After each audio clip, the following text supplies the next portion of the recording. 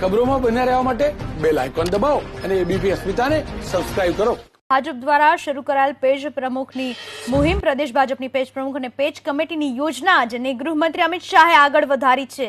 અમદાવાદના નારણપુરા વિધાનસભાના booth number 10ના page પ્રમુખ બન્યા અમિત શાહ।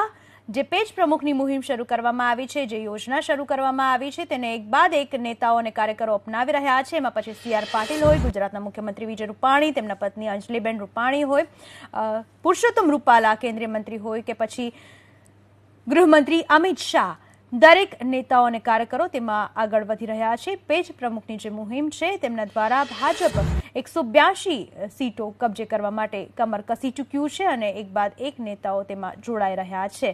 આ ઉપરાંત એક ચીમકી પણ ઉચ્ચારવામાં આવી હતી તાજેતરમાં કે જે પણ નેતા કે કાર્યકર પેજ પ્રમુખમાં ભાગ નહીં લે તેમને ઉમેદવાર તરીકેની ટિકિટ આપવામાં નહીં આવે।